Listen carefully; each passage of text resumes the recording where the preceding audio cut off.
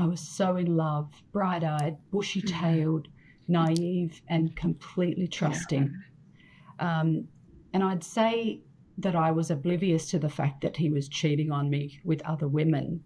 But looking back, I could feel something was off in my whole being, my whole body. I could feel something was off. And if ever I inquired about his female friends and if there was anything for me to worry about or anything going on, he would just lie to my face. But my body, my entire being, and the sickening feeling of anxiety that I had inside of me told me something, told me otherwise. Eventually it came out that yes, he was cheating with numerous other people. Meanwhile, I thought we were in an exclusive relationship and we lived together. The feelings of betrayal and jealousy that I had seared a hole in my heart and my soul. Hi, everyone. Welcome to the Love Sugar Podcast. I'm your host, Jeanne Byrd.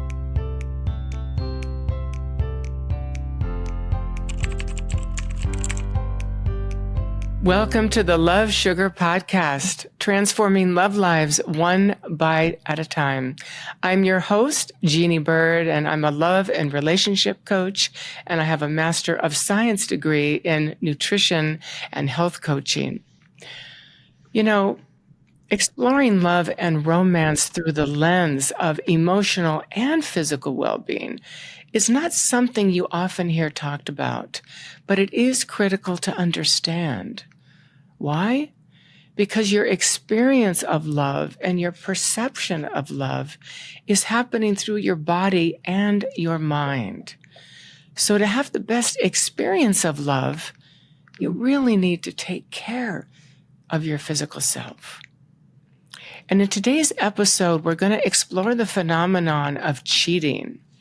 We'll be talking about being cheated on, cheating ourselves, us being the cheater, and even how we sometimes cheat on ourselves. And we'll share stories about each of these dynamics that we have navigated in our own lives and how we came to resolution and forgiveness and wonderful degrees of acceptance.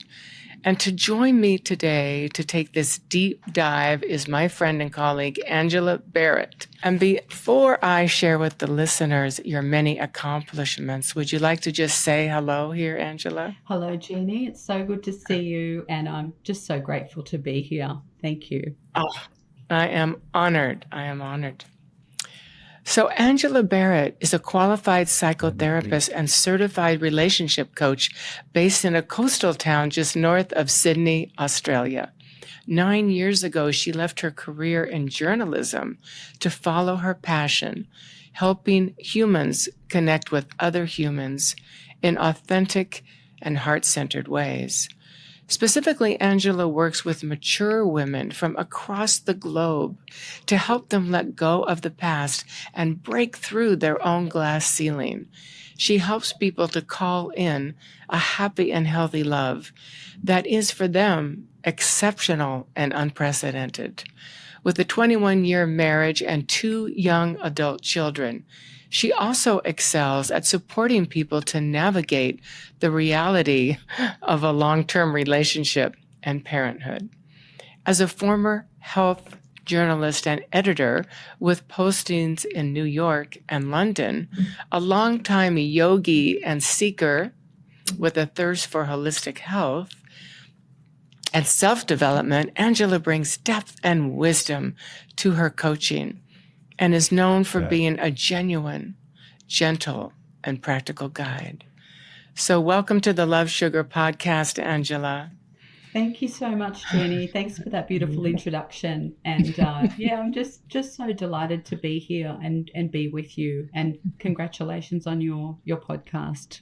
Love it. Oh, thank you so much. Yeah. Thank you so much. So I'd like to begin our discussion today with the painful experience of being cheated on. It can have a significant impact on a person's psyche, emotions, and heart. And the person may suffer from anxiety, depression, and even PTSD symptoms, and find it difficult to move on from the betrayal, questioning their own worth and value. And physically, the emotional trauma might manifest in symptoms like headaches, stomach issues, insomnias, or even a weakened immune system. And the future might look bleak for the victim as they struggle with a fear of intimacy, impacting their ability to form healthy and fulfilling relationships in their future. So, Angela, I'd like you to weigh in on this and maybe share a story of your own where you were cheated on, or, if clients were cheated on. What would you like to share in this arena? Well, Jeannie, I'd really love to share the story of how I was actually cheated on, because it's an incredibly formative, well, it was an incredibly formative experience for me. And in a way, it's the reason I do this work. The outcome of that ultimately is why I do the work I do as a love coach. The person that cheated on me was my first love. I was 21 at the time. We were together for 2 years. We lived together. I was so in love, bright-eyed, bushy-tailed, naive, and completely trusting. And I'd say that I was oblivious to the fact that he was cheating on me with other women. But looking back, I could feel something was off in my whole being, my whole body. I could feel something was off.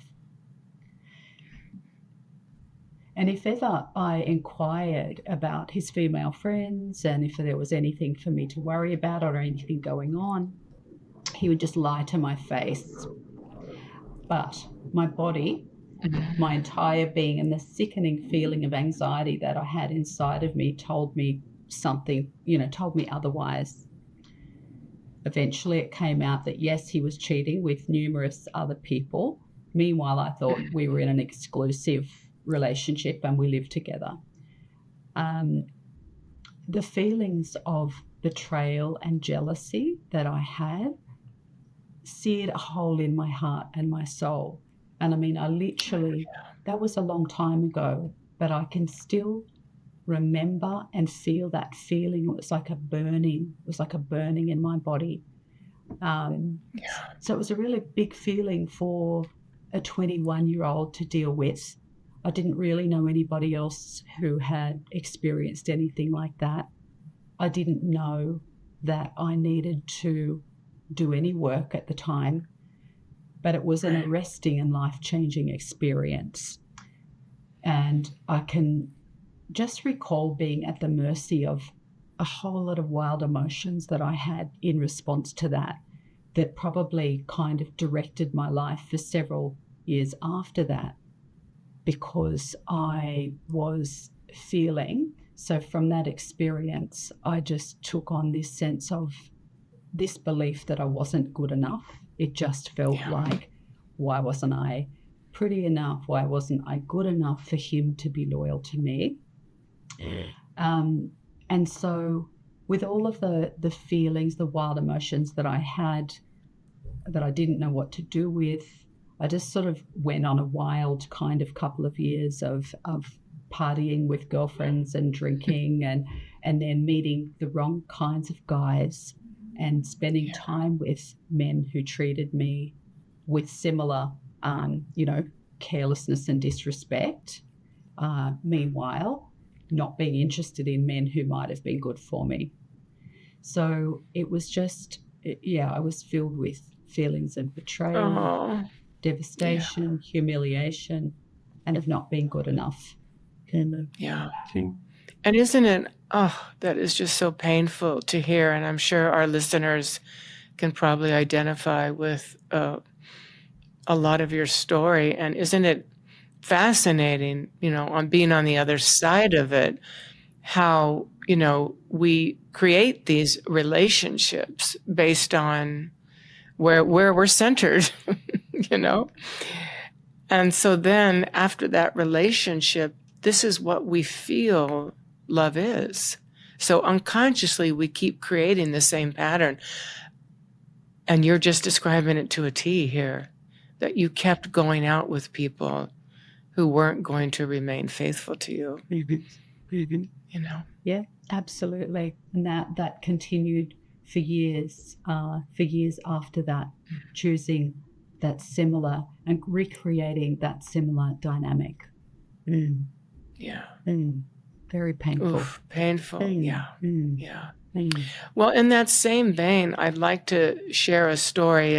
In my younger years, I was about 28, and I was out of college, and I met this very mysterious, handsome man, and I thought that we were committed, and he courted me with wonderful romantic getaway vacations. And after about 10 months of dating, we were on one of our romantic getaways, and he had gotten out of the car and left the window open to go talk to the manager of an inn where we had planned to stay for the evening. And all of a sudden, the wind was just carrying this conversation right into the window of the car that I could hear very clearly. And my boyfriend at the time was saying, well, I just bought a house at such and such location, up on a hill. And he said, well, isn't that ironic? I live in a house up on the hill on that specific street. And the shock, that wave that, just came over me was, I can't even describe it at that time, but I somehow managed to get through the rest of the weekend saying nothing, but of course, writing down everything I heard. Oh my gosh. And so the next week, during the week, at the crack of dawn, I drove up to that location. And he had a Porsche car, so it wasn't difficult to find him parked on the street there, his car. And so I waited in my car, and I was just about ready to sprint out of the car and run up to his door and bang on the door, when lo and behold, the garage door opens and a car is backing out of the garage, and it has a woman in it with a young girl. Oh my gosh. And I was just, I was like a deer in the headlights, but, somehow that fight or flight really kicked in. And as soon as that car was going down the street, I ran like hell and somehow managed to get right under the garage door before the door closed. I just slithered into that garage and then opened up the garage door, never having been there in my whole life. Wow. And of course, I confronted him. And obviously, that was the end of that relationship. Oh. And, it really took me out, much the same that you are describing, all of the really disempowered meaning I was making about myself, just the same as you. And I didn't go out, really. What my strategy was to just withdraw and totally put all of my efforts into school and just totally disown that part of myself for a few years, Oh my gosh. So, yeah. What a shocking experience. Yeah. Shocking.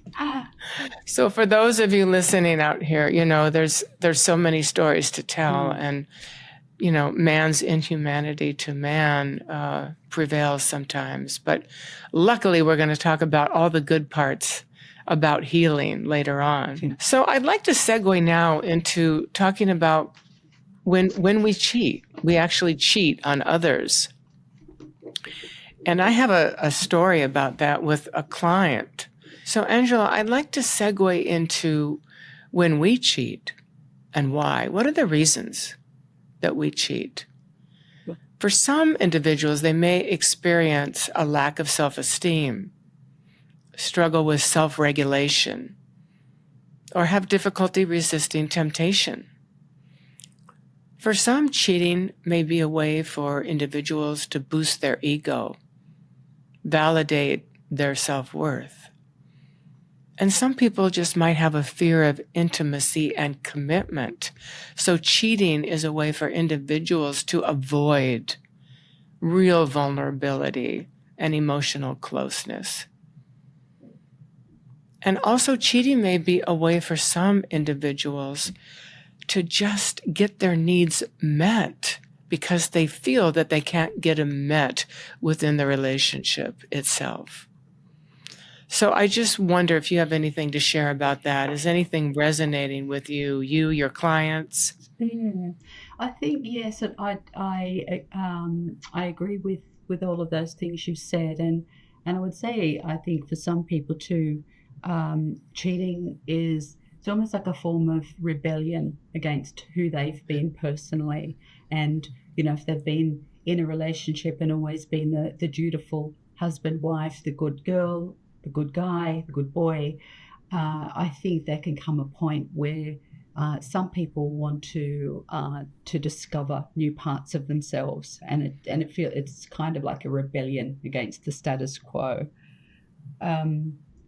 Another Yeah. thing that I see with my clients is that sometimes a person's choice to cheat is actually impacted by forces from the family of origin, which they've unconsciously taken on, or they might be beliefs about men or about women that actually inform the person's behavior and can actually contribute to the choice to cheating or even choosing somebody who has a cheating kind of character. That actually dovetails into this article that I read in a recent Psychology Today, where they did a study of 475 people who had admitted to cheating. And when they were asked why, the study revealed 8 key motivations. And I think you touched on 2 of them. But what the study said is anger, like the primary partner had been unfaithful, or if there are horrendous arguments that one of the partners wants to seek revenge, or esteem, wanting to feel better about yourself. Lack of love, not really feeling that the primary partner is loving towards the person. Yep. And then a low commitment, not really being that committed to their primary partner. And the other one, neglect. Feeling that they're being neglected by their primary partner. So, of course, they would seek solace elsewhere. And then sexual desire, right? Maybe the partner lost interest in sex. So they're, needing to seek it elsewhere. Or maybe the primary partner is not willing to give sexually what the other partner is requesting. And then the last one is a situation, like a situation being something that was not planned. You're intoxicated, or you're overwhelmed, or, something like that. So this is the study that concluded that there were 8 key motivations in why people are unfaithful. And the other thing that I found fascinating, Jeannie, is there's evidence to show that cheating, people who cheat aren't necessarily unhappy in their relationship. So it's not necessarily a symptom of unhappiness or dissatisfaction in their relationship that would cause people to cheat. So it's just such a complex discussion. It's such a complex thing, the whole reasons for cheating. Yeah. Yeah, and I think, I've had clients who, I thank you for saying that, because who really were happy in their relationship. But again, as we're talking about in some of the key motivations here, they just had a desire for a little more sexual activity. Maybe the hormones are raging like crazy, and the whole ambiance and where they were in life, it just sort of lent itself to, such a risque action. But so it doesn't necessarily mean, again, that the relationship is over. And in fact, we can't talk about infidelity and cheating if we don't mention Esther Perel, right? In her book, The State of Affairs, Rethinking Infidelity, one of her quotes is, "Betrayal hurts, but it can be healed. An affair can even be the doorway to a new marriage with the same person. With the right approach, couples can grow and learn from these tumultuous experiences, together or apart." Mhm. You know? Definitely. And I've seen that in my own life, couples who have gone through that experience and have come back together like a new couple, addressing a whole lot of the reasons why the cheating occurred. So, boldly and bravely addressing the causes and having therapy together in order to go on and have an even stronger relationship. It's really about communicating, right? What's communicating your healthy needs and desires, you know? And then, of course, the beautiful act of forgiveness. Once an infidelity has occurred, to be able to forgive and just work extra hard to build that trust up again, you know? And I have a story about this one couple recently I was working with, and the male partner had been guilty of cheating with several people. Over their 25 years, he probably cheated for 20 years. And he was a master at it. And the woman just really withdrew, became very, very dysregulated. But when we actually got into a joint session to really work on how they could come together and each take responsibility for their part, he did so in spades. And he even called himself a sex addict and asked her how could she ever even have stayed with him that long. And so he took full responsibility. And the look of relief on her face, her whole body energy shifted.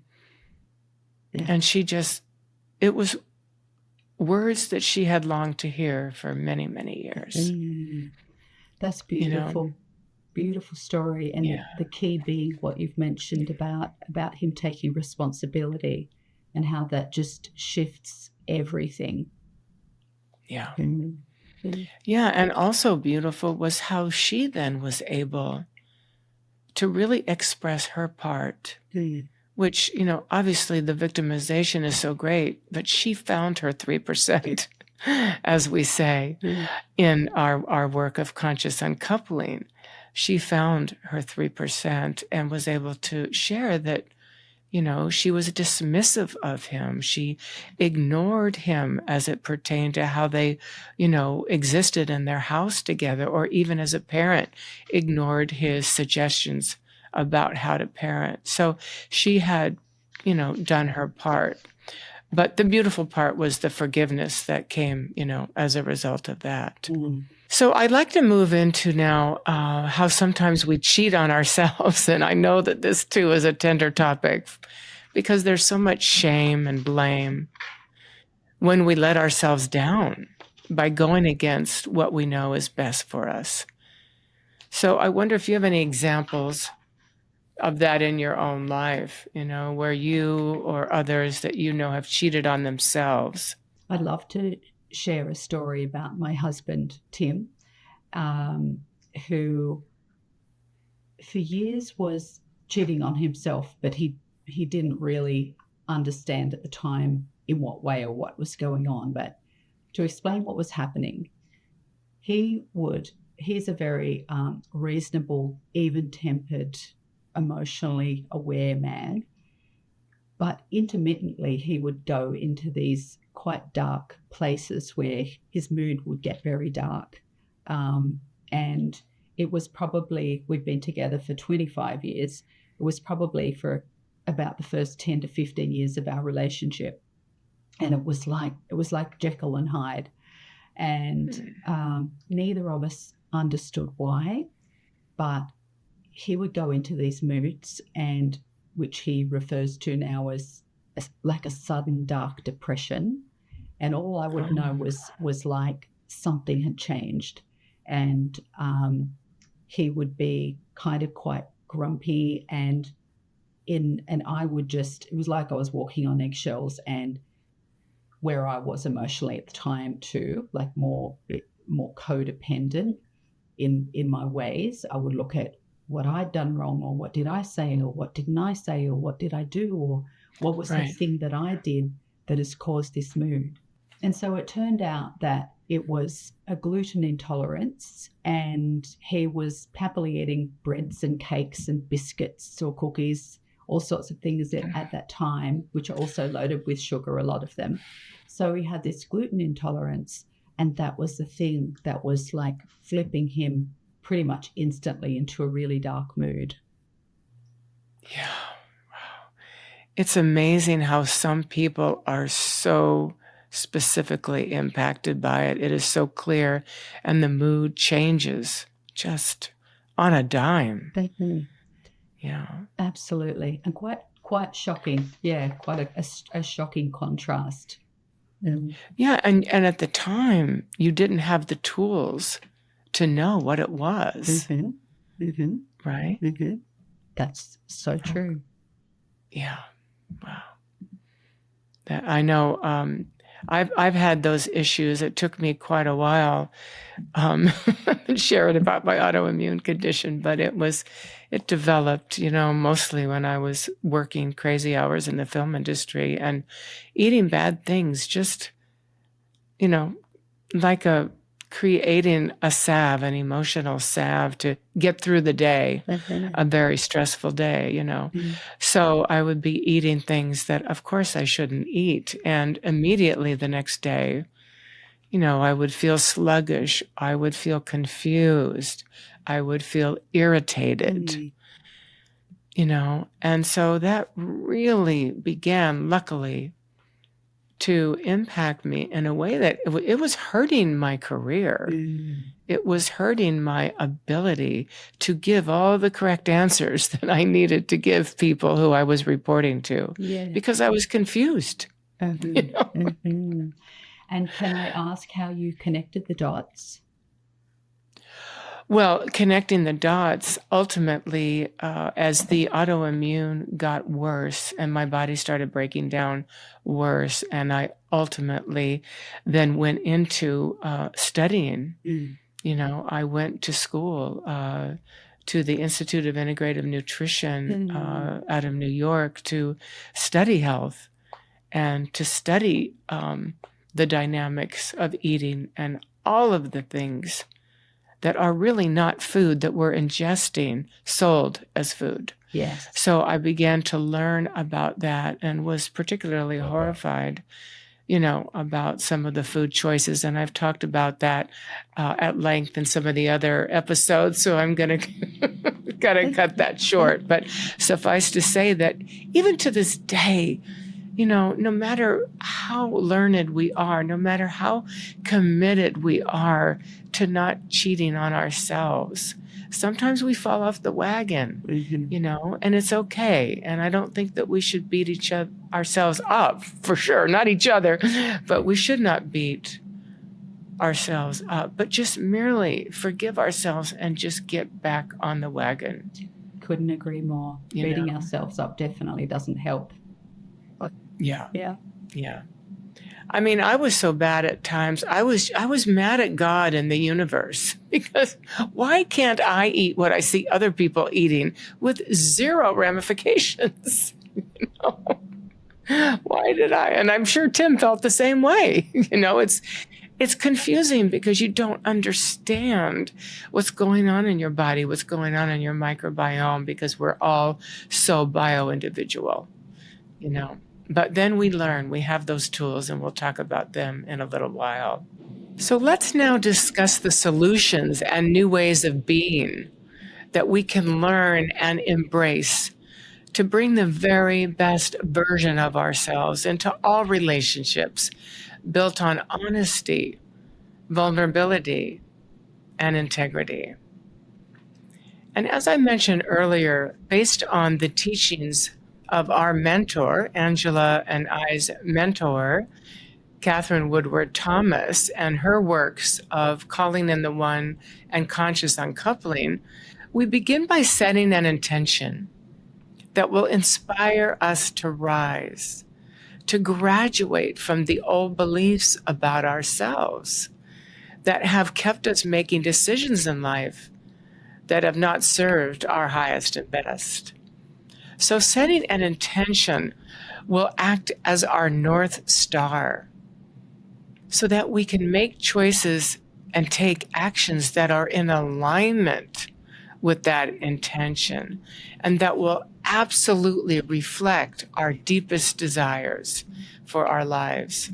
So I wonder if you have any thoughts to share about intention, Angela.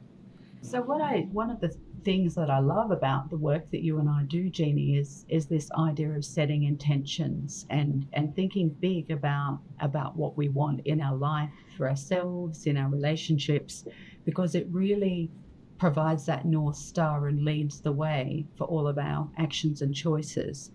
For example, if we set an intention that we only want to be in healthy relationships in the future, where you're treated the way you deserve to be treated, that starts with a requirement really then that you up-level at the start of it your relationship with yourself. Because in order to be in those healthy relationships, if you have been in unhealthy relationships in the past, it kind of reveals a whole lot of work you do, the nature of the work that you need to do to become that person who could have healthy relationships with people who are trustworthy. Absolutely. And again, that intention is really about honoring yourself, right? And creating that intention that will really lead you to manifesting that desire. And it could be, like I said earlier, that it's never happened in your life. You know, it wasn't even modeled for you as a child, maybe.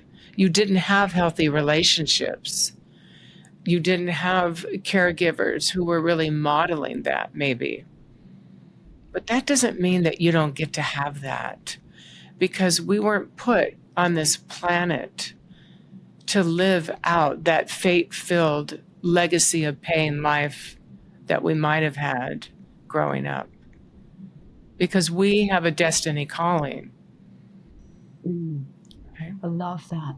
And I think, I notice for so many people in general and my clients, the idea of setting an intention, it's such a foreign concept, because It is. so many of us are passive in our life and in our relationships, and we take what is given to us, we accept what is told to us, we often live our life based on somebody else's hopes or dreams or desires for us, as opposed to putting a stake in the ground and saying, this is what I want and I'm going to work towards that. So many people just do not know to do that. So it's almost like just being a little sailing boat going through life without any rudder, just going where life takes them, instead of really getting strong and intentional about what they want. The way I like to think about it is that we're kind of manifesting certain things all the time, every day. We decide, I want to go to Hawaii next year. Okay, you buy the tickets, you save for spending money, you pay for the accommodation, you take time off work. So you do all of the things required to achieve that desired outcome. So you've set an intention to go to Hawaii, and then you've lived in alignment with that intention. So I like to express like manifesting and intention setting to clients in that ways, because it's empowering for them to know that they actually are doing it in many areas of their life, but have possibly not known to do it in the realm of relationships. I love that. That is a beautiful analogy. Absolutely. Because, we'll get really committed to go to Hawaii. We'll get our body in shape, we'll get our clothes ready, But what we're talking about here in intention setting is, what is that inner work that we need to do in order to manifest that. So again, back to what I was sharing about not having that model necessarily as we've grown up. But we do have movies, we have books. You know, have you ever seen a movie where you're looking up at the screen and you say, oh, I want that relationship. That's the relationship I want. I want to feel that way. But you've never experienced it yourself. But right there, that's what you lean into, because that is speaking to you. That's for you. You know, so that's where really that intention comes in to say, okay, I'm going for that. Mm-hmm. And I could feel the aliveness in what you say. You know, you're expressing that scene too, where somebody's watching a movie and saying, I want that. And I see that with my clients sometimes when we put words to what is the intention, what is the thing that has been elusive up until this point that they want to create. And once we get the right words around it, they get that same fire in their belly, which is then very motivating and inspiring and uplifting and helps carry them forward. Yeah. Right, because basically intention, it's actually declaring something that you have never experienced before. Right? But in order to experience something you've never had before, you have to become someone you've never been. And so that's why, you know, I know Catherine likes to say, you know, it's an unreasonable intention. It's outrageous. And it is, but it's beautiful because of that. Yes, and I love that. And I think that is the key to a good intention, is that it is unreasonable and outrageous and makes you a bit on edge. Because that, you know, that is the thing that, like, why would you set an intention to have more of the same or to have something kind of okay when really it's in your heart to have something amazing and unprecedented? Right. And also, kind of going back to what we were saying earlier and your example of being in relationships after the big breakup, that sort of mirrored what you just said, you know, unhealthy relationships. But when we haven't grown up with a healthy sense of self, then we keep, as you said, repeating that pattern. So we actually have a very skewed definition of what love is. Does that mean then that love hurts? That love is unkind? That love means betrayal? But that chemistry is so strong that that's what we need? That's our fix that we need? Fascinating that has brought to mind something that really had influenced that situation with that person, my first love. I'd had this poster on my bedroom wall, and it was a beautiful single light pink rose, and the script down the bottom said, "Love is enough." And I'd seen that poster like every day. I'd watched all the movies about how romance goes. I'd heard the things about how relationships are hard. So I got into this relationship, the first relationship, experienced this incredible feeling of love that felt reciprocal, even though he had a cheating nature and was cheating. I felt like I had the first experience of love. But coupled with all of that messaging, me thinking that love is enough, it was like, because I felt this feeling, I felt like that meant that I could or should tolerate all of the pain that came with it, because it was all part of love. And because I believed and had heard so many times relationships are hard, when it got hard, I thought, oh yes, this is right. That's what they say. It gets hard. and so what I did was I worked really hard to try to reconcile all of the inner panic and anxiety and jealousy and worry and stabbing feelings in the heart that I had, thinking, this is okay, this is part of love. I can do this. I just have to work on myself. Meanwhile, not noticing that he wasn't doing anything to help repair our relationship, to help reassure me, to help be faithful. I was just doing all of the work.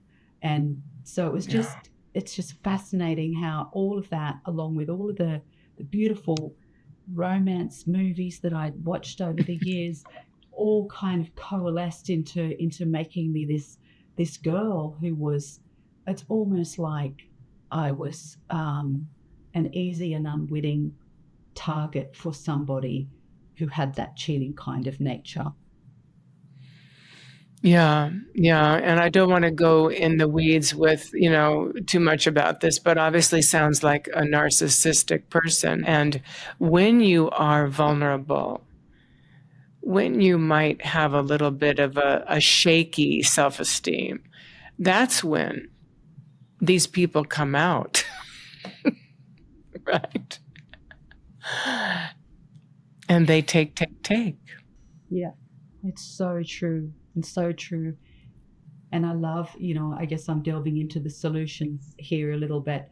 I love that our work is, in part, it's helping people become an ill fit for somebody who has those narcissistic tendencies.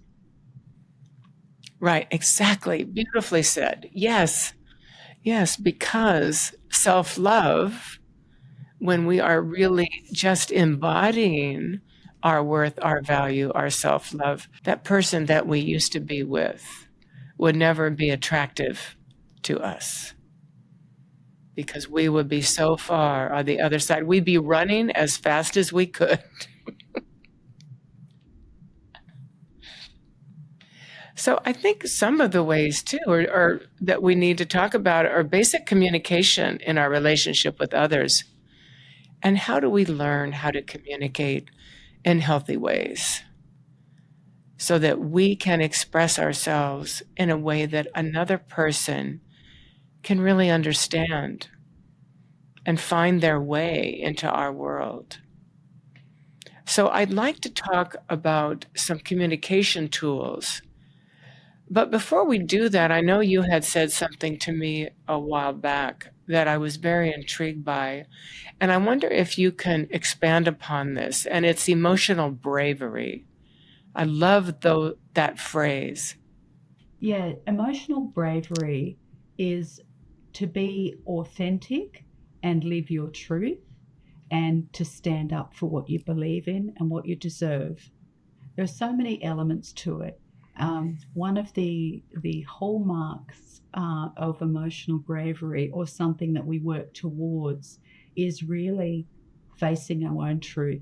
So coming in contact with our own truth, knowing what our own truth, acknowledging that for ourselves to start with, acknowledging what we feel and what we need and what we want, acknowledging our deep gut feelings about things, and then developing the skills and capacities to live that truth, but also to share and convey that truth with other people. Because having been in a successful relationship for 24 years, like any relationship, not perfect. And as we've already talked about, there've been ups and downs with mood and various things. But I've really learned that one of the most important things is having the ability to have difficult conversations with our partner, having the ability to ask the questions that you maybe don't want to hear the answer to, but going forth and asking the questions anyway. These are the things that I call emotional bravery that actually help the two of you share a really authentic, common bond and understanding in the relationship. That's beautiful, beautifully expressed. And I can just imagine that you and Tim having difficult conversations and then feeling that sense of trust and compassion for each other growing at the end of it, because you've gone through that difficult conversation and you've come to the other end of it with more love. That's absolutely true. And it does deepen the love, and And it's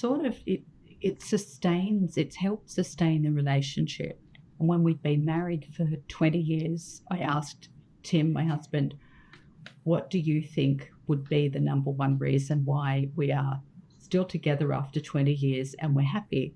And he said, I think it's that we have difficult conversations. And he said, I hate the fact that you make me have difficult conversations, and I love the fact that you do. Perfect. That's beautiful. Thank you for sharing that. And that's a beautiful segue into the next piece, because I'd like us to talk about what we call the lasered tools of communication. And it is exactly what you're speaking about, actual tools to have these conversations. So you plan ahead to have these conversations, right? So I'd like to just share a little bit with our listeners what these talking points are of this lasered communication. First off, we have an intention. We set an intention for this conversation. So why is it important that we have this conversation? Why is it important that we clear the air? What is at stake here? And what do we have the possibility of course correcting? And how would it feel to gain more trust? So setting your intention is key. So really writing that out, So this is actually preparatory work that each person would do on their own to prepare for this conversation. And the second part of it is to get crystal clear on what the complaint is. What is your beef? What is the thing that really just gnaws at you about the other person? So writing that out with crystal clarity. And number 3, presenting your data. Now, this is really tough because as human beings, it's very difficult for us to present our point of view without an emotional interpretation attached to it. But the data forces us to do that. So the data is devoid of the emotional interpretation. So, for example, just a real basic example would be, I called and left a voicemail and you didn't call me back. Now that is actually just the truth, just the facts, ma'am. That's what happened. As opposed to, I was so upset that you didn't have the courtesy of calling me back. So that's what we would call very emotionally interpretive. So we avoid that because we don't want to put the other person who's listening to this on the defensive. So then after we share the data, and usually there's about 3 or 4 things that you want to share that, again, are just basic facts. And then this gets into where you're really having an opportunity to express your feelings. And this is that you share the impact that the other person's behavior has had on you. But what you do is you keep it to, as much as possible, an I conversation. So you don't say, you did this and you did that, but rather you phrase it in the way, I was hurt by the way you treated me. I was hurt by the way you treated me. I was negatively impacted by your dismissal of me. I found myself withdrawing when you said such and such. So that you're really focusing on the impact it had on you, again, and not so much the behavior on the other. Because then the next point is taking responsibility for the part that you had on triggering the other person. And that can be like again, going back to the phone and the voicemail, I take responsibility for ignoring your voicemails. I'm sorry I ignored your voicemails. And it's really true. I was trying to trigger you on purpose. So taking responsibility for whatever, there could be about 4 or 5 of those examples as well. So taking responsibility for your part does a great deal of service to the person listening, because they're not now as defensive as they would have been. And then the follow-up is final piece, is to then ask the listener, the speaker asks the listener, are there any more clarifying questions that you would like to ask? Or do you have any questions for me? And then that inspires a back and forth conversation for clarification, and usually results in an apology and an amends. And amends mean a commitment to do something different that is more holistic in the future, or to promise to not do something that was not serving the couple. And so that really is the end of the laser tools of communication, which I've seen work just so beautifully, and not only for, couples, but for any situation you have in your life where you have to have a difficult conversation with someone, whether it's a colleague, whether it's a family member, to be that intentional and mindful about preparing to have a difficult conversation so that it will end well, so there will be harmony, and you can begin to build trust again. So that's our lasered communication. I love that, Jeannie, and I think it's such a wonderful guide for people, because really, as we've been discussing, we often don't have role modeling for these types of things, and it's such a fundamental skill to be able to have a difficult conversation go well. There are actually a couple of little things I'd like to add. Yes. And one of them is really at the start, part of that intention, as you just kind of wove in, is stating, something like, I'm wanting to talk to you about X because I love you and I want to feel closer to you. I really love shrouding these conversations in love wherever possible, starting it with love and reinforcing that at the end if possible. And part of the role of that, the reason for that is because if you affirm good feeling and good intention and love for your partner at the start, or whoever, it might not be love if it's a workmate that you're having this conversation with, but just talking about your partner. If you affirm love and care at the start of the conversation, I think you avoid the phenomenon of your partner going into fight and flight if they feel like you're going to be having a go at them or something. So that really helps just create a really good starting point for the conversation. Well, that's in the intention. I love that. That's part of the intention, because I care so much about our relationship, and I really want to bring forward some things that have been on my heart, because I want to clear the field with us, And that reminds me of something that Esther Perel said in her podcast. And when you're having difficult conversations, and you say something like you just said, Angela, she calls it a bid for connection. And I love that phrase, because it really does speak to, even if it's feeling adversarial and a little dangerous and unsafe, you're deflecting that with making a bid for connection, to affirm the other person and that love, as you were saying. Absolutely. And I think energetically that can really soften the other person's heart Yeah. The other Yeah.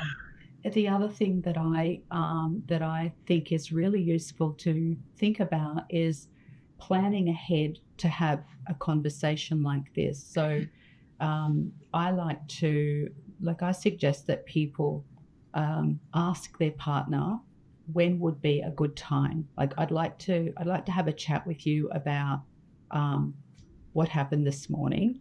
Can you let me know when would be a good time to do that? Because so much of how these conversations go is in the setup. So if you try to have a conversation like this with somebody when they just walk through the door at the end of a long day, probably not going to go well. If you try and have a conversation like this with somebody when they've got one foot out the door in the morning, probably not going to go well.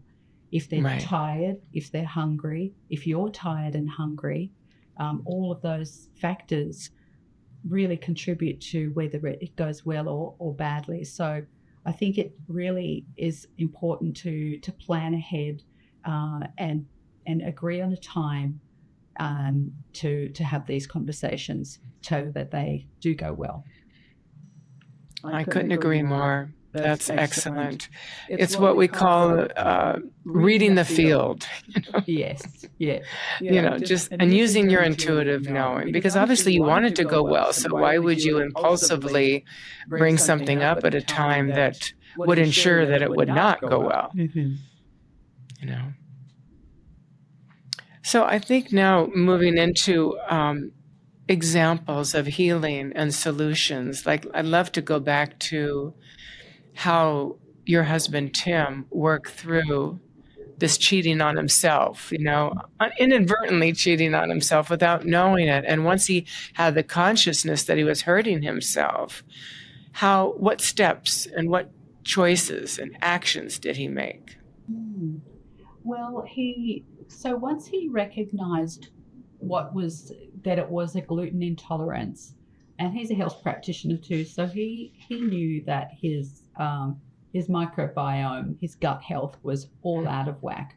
So once he realized that that's what it was, it took some time. So he took the gluten out of his diet, and it took some time for the effects of the gluten for his gut to heal, I would say.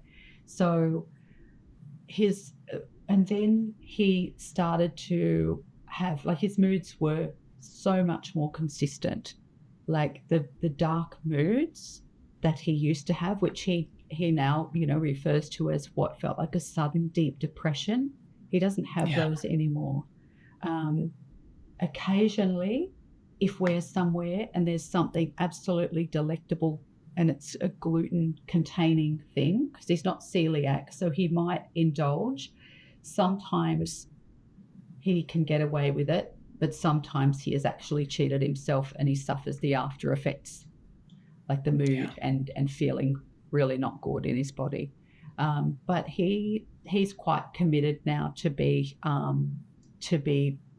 pretty much free of gluten, because he can really see how. I asked him about that, about how he saw that how it affected our relationship, and he was saying it definitely made our relationship feel less stable because his moods were less stable, and he expressed that that our relationship now is more efficient. And I said, what do you mean more efficient? And he said, well, we can have discussions about things and they go more easily now, and also there's so much of our energy when he was in those kind of darker moods. So much of both of our energies was trying to navigate around each other and be careful and around each other. So it was, a lot of energy was tied up in doing that.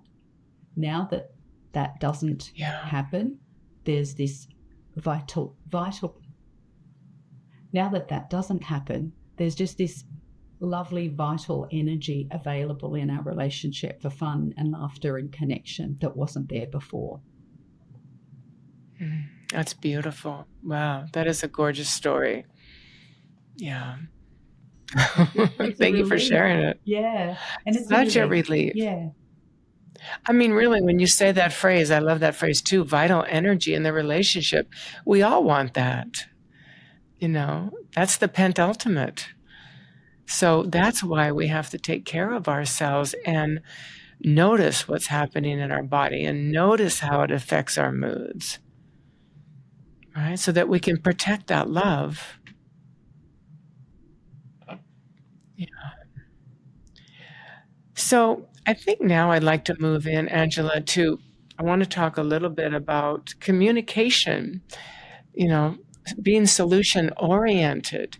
How can we prevent ourselves from cheating on others, cheating on ourselves? And so I think as we know with our practices, our self-love practices that we have learned and also share with our clients. But I think also learning in relationship each other's love language is really important because we all are so much individuals and we march to the beat of a different drummer, and we need to be respectful about that. And it's just what you were talking about with, having these conversations, knowing the timing, right? When to bring these things up. But understanding a love language, and I'll just show a book and put it in the show notes. Many of you, I'm sure, of audience has heard of The 5 Love Languages by Gary Chapman. And I know my husband and I, we have different ones. I have physical touch, and he has acts of service. And, you'd think that sometimes they could butt heads, and they potentially could. However, luckily, we try very hard. That I try with acts of service for him, and he tries with the physical touch, which I always want more. I'm insatiable, but I'm wondering, what's your experience with love languages? Similar, different? Yeah. Well, firstly, I love what you're explaining about how, he tries more with the physical touch and you do with the acts of service, because that's what you do in a loving relationship. You extend yourself based on, what your partner needs. It's part of being a loving partner. In my world, Tim and I have the same love language, which is acts of service. And it's interesting. Like, I think, we're brought up to, again, having been a big movie buff myself, to see, grand acts of flowers and all of those sorts of things, and weekends away and spoiling. And, that is one of the love languages. However, when, it's interesting, the thing that Tim does for me that touches me most is I'm a colder sleeper than him. So if he goes to bed before me, he'll get the little blanket and lay it over my side of the bed. And it is just such a simple thing, but it absolutely warms my heart every time he does it. Yeah. Yes. Oh, that is so sweet. Thank you for sharing. That's very touching. These are these simple acts of expressing love, And again, these simple acts can really inspire us to not cheat. All we have to do is communicate our healthy needs and desires in a way that our partner can hear, and avoid.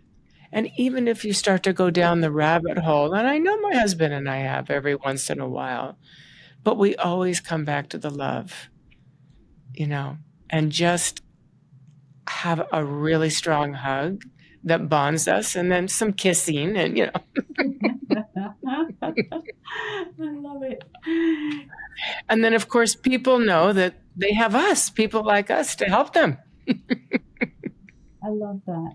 And it's so true. It's those little things that really add up to something big. Like, I asked my husband, what are the things that I do for you that make you feel most loved? And he said, I love it when you sometimes drop into work and bring me a gluten-free cake.